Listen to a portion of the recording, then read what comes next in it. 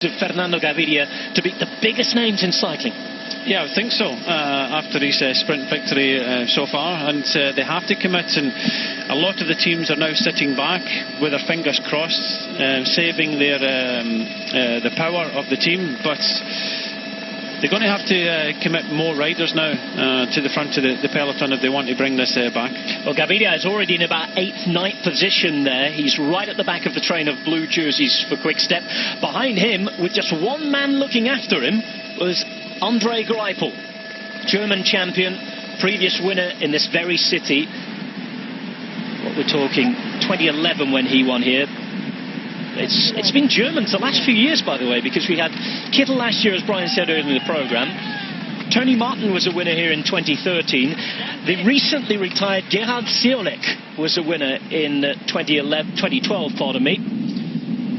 Winner of Milan-San Remo for MTN Quebecer, let's not forget. And Greipel in 2011. Other previous winners here include the controversial Lance Armstrong in Tavira back in the day. A list of fantastic names here, actually. Some really prestigious winners in Tavira in the Tour of the Algarve. Can one of these three in the breakaway add their names to it? 1 minute and 9. It's shifting, but not at the rate the peloton would like. Yeah, still in the balance at the moment. You can just see Ryan Mullen talking. They're all talking to each other. They're all committed. All three of them are fairly decent powerhouses. Ryan Mullen, as we've already talked about, 5th in the Worlds last year, but I would think that the fastest of them all would be Van der Horn from Rompots. And that's the danger you've got. It starts to play in your mind, and the sports directors behind will be doing their homework, but the thing is, you've got to get there first. You've got to get inside the last kilometre, and I think if I was in that situation, I'd just say, look, we've committed the long stage today, just get us to the last kilometre, and then it's just going to be the strongest man that wins. Yellow Alais, former winner of Dwars door Vlaanderen, is now on the front. His little turn has reduced arrears to 55 seconds now. 10 kilometres remain on stage 4 of the Volta Algarve 2017. So the only thing that's going to hinder the breakaway now is we go in this direction pretty much all the way to Tavira, and the wind, albeit not strong, you see by the trees outside the road, but the wind is coming down the face of the riders, so it's not helping them at this moment. 9 kilometres. You see that with a little bit of movement as Van der Horn peels off there, moves to the back. One thing that they have to do here, Brian, to have any single chance of winning is work together right until well into the final kilometre. There can be no thinking of individual glory because the margins are that fine. Look, further back when there was 4 riders there, and Ryan Mullen was having a little bit of a go with the Portuguese rider, the continental rider, Matthias. And he's now been dropped, and the thing is, when you get in a stressful situation like this, is stay calm, stay focused, and work with each other. As soon as you start shouting at your breakaway companions and things like that, and it kind of starts to break down, that's when the breakaway gets in trouble. But on the technical part, they were actually kind of holding their own, but now we're on to the main road now, all the way into town. It's going to be very difficult to hold this peloton off now. One man down as well, because Dries Devenijn just gave his last turn. Is Enric Mas maybe about to do the same, because Julien Vermouth is just behind him as well, the very experienced Belgian rider. Well, Ice is still there. He's the Belgian man in the red there. 8 kilometres to go. And the other teams are playing a cagey game here, because they could be left with absolutely nothing. Cofidis and Massing, they have committed riders earlier on, but when the pace went up, they've disappeared. France de Jeux have disappeared as well. So there's a lot of teams committed earlier on, but now they're sitting back and hoping that Quick Step and Team Dimension Data and Lotto Soudal can bring this back. Motor pacing time again with 53 seconds of a gap. You could just see as well the yellow jersey on the back of the race leader Primož Roglic in prime position. He's sitting right at the back of all the sprint trains and the people doing the work. Not far away, Michal Kwiatkowski's Sky have that idea, I think, today. Dan Martin surely has to look after himself a bit, given the fact that a lot of those who are working for Quick Step are today at the service of the sprinter. Yeah, you can just see Ryan Mullen at the front now, the 22-year-old Irish rider. puffing and blowing, but he's in a kind of time trial position at the moment, open mouth behind Taco van der Hoorn, the 23-year-old Dutch rider riding for Rompot in the orange, and the 23-year-old Kiwi at the back. But yeah, just trying to hug the wheel as close as possible to get as much benefit as possible. And yeah, they're on their limit now. 7 kilometres to go as we start to pan out here. Where is the bunch in the main road? And they're still being led by the team of Quick Step in the blue. Well, they're not in sight yet at all. 7 kilometres to go. Those numbers continue to tick down. If you're joining us late today, we have Primož Roglič in the lead of the Tour de Algarve with just over 1 stage remaining. The 4th stage out of 5 is about to conclude. Is it going to be a sprint? Is it going to be the breakaway that takes it? 46 seconds in the break with a chance are Dion Smith of Wanty-Group Gobert, Taco van der Hoorn of Rompot Nederlandse Lotterij, and Ryan Mullen riding for Cannondale Drapac. The Irishman, the Dutchman, and the man from New Zealand. They're just about into sight now. Some huge names behind. Remind you, the sprinters: Cavendish, Greipel, Gavidia, Buani is here, Degenkolb, Demar, Whippet.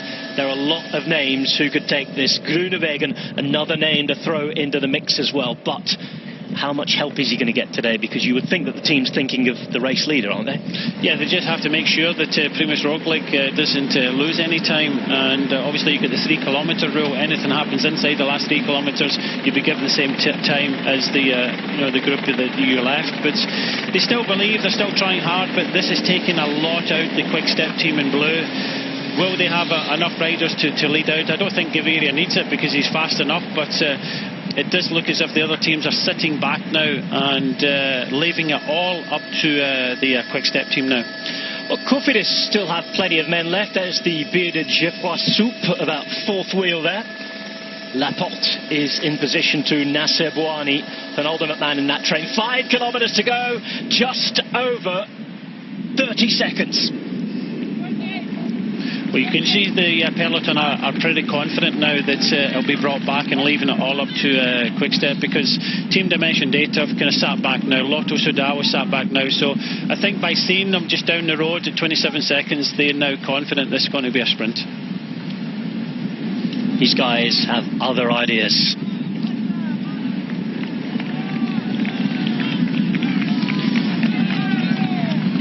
Well, the Irish Paralympic star Colin Lynch has just tweeted us to say he thinks that Ryan Mullen is going to attack from this break and use his pursuit power.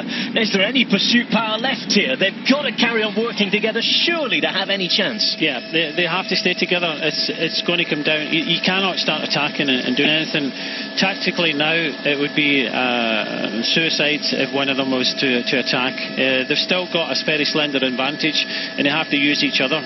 It's just one of the cases where, if they do get into the last kilometre, it's the fastest man, the strongest man is going to win. But I don't think this is going to be the case now. I think they're going to be brought back now, and Quick Step are going to do put the final nail in the coffin. 21 seconds, every single bit of an advantage they're looking for. What's left in the tank, though? There cannot be much left. In the meantime, it's jostling for position in the peloton. They haven't done the job of bringing them back yet, but in the back of their minds, they're thinking about where the sprinters are, how they're positioned, because if it comes back together, it can't all be chaotic. There has to be a plan. Gavidia's team has done most of the work. Quick Step, the Belgian team in the blue. Gavidia, their Colombian star sprinter. Quick Step on 12 wins this season.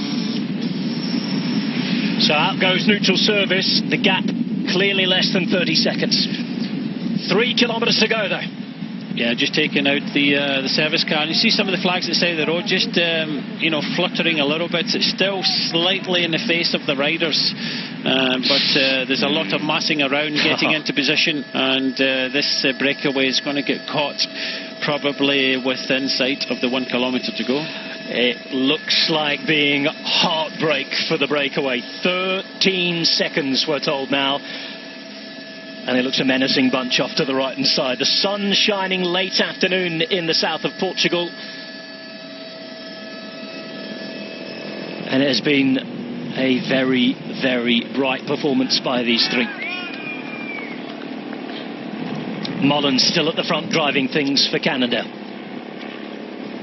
Ellerton into the same roundabout they've just come out of now. Again, motorbikes all over the place trying to get out of the way before the inevitable happens. And it's been a brilliant ride, whatever happens. Oh, here's a turn up for the books. Where have they been? Trek Segafredo have a plan for John Degenkolb. Well, they've sat back all day, haven't contributed one bit to the help, and now coming up now to set John Degenkolb, who is the rider in the red and the black at the back of the train. Bob Wassenhagen just keeps looking behind, probably looking to where Mark Cavendish is, trying to bring him up a little further on. Cavendish a little further back on the wheel of rider in the white jersey there, Tish Benoit.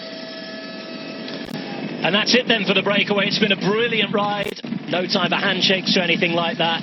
Heartbreak, just over 2 kilometres to go as they're caught. And finally, we are going to have a sprint, Brian, in Tavira. Yes, we are, and that was predicted. But hats off to Ryan Mullen, Teco van der Horn and Dion Smith for hanging out there with just about 2 kilometres to go. Everybody together, compact. Trek Segafredo on the left-hand side, look out for John Degenkolb. Confident already after his win in Dubai. All of those awful memories of last season and the accident this time last year that almost ended his career far behind him. 1 kilometre to go, that was. Looked as though that was 1 kilometre to go on the Barras. I think the old ticker might be a little out here. The right-hand side, look out for Greipel. Certainly looks as though they're racing as if it's the last kilometre anyway. Here comes Dylan Groenewegen on the left-hand side as well in the Dutch Champions jersey.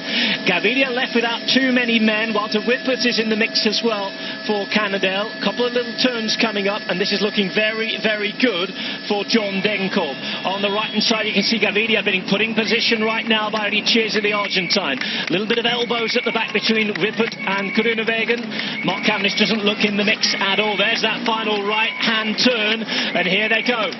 Gaviria in perfect position in the blue. Spotsman's there. Here comes Greipel without any noticeable lead out, and it's going to be a lead out in the end for John Degenkolb on the left-hand side. Gaviria choosing the wheel of the German, and here goes Gaviria in the blue. It's Degenkolb going for the line. Cavendish again is nowhere in sight. It's Edvald Boasson-Hagen for them, but it's going to be Greipel to hit the front. Greipel at the thing. Oh, 3 across the line. It's so close. Greipel, Degenkolb, and what's Gaviria in the mix as well? It was actually Dylan Groenewegen, the Dutch champion. It was a blanket finish in the end. It was just slightly uphill, as we can see. But yeah, that was a very, very close sprint. And Gaviria was in the right place, but just never had the legs, so he was out of it. So the stage is between the Dutch champion Groenewegen, the German champion Greipel, who's won here before, and the German star. And the man of the moment, Degenkolb, who's already won this year already. So yeah. It could be a German or a Dutch win. Here we go again. Look at this. Look at Greipel. Has to come from a long, long way back. Same with Groenewegen just behind him. He helps him. I tell you what, if Groenewegen has taken this, he's got to thank Greipel for this. So it's a good lead out by John Degenkolb. Gaviria's out of it at the moment. You think it's a drag race between them all. Demar comes up very quickly on the left-hand side, but just watch this drag race to the finish. Degenkolb on the right-hand side down the middle. Oh, I think it's Degenkolb or Greipel, and I think with that throw, maybe Degenkolb. Oh, let's have a look again. Edge your bets. It was that right-hand corner. By the way, Mark Cavendish was nowhere near into it. He was lost with about a kilometre to go. Bob Boasson-Hagen, as we tried to get the words out in the final few hundred metres, was the man sprinting for them. Top stop again. I think it was Jesper Stuyven there doing the leader for John Degenkolb. Stuyven leading out Degenkolb.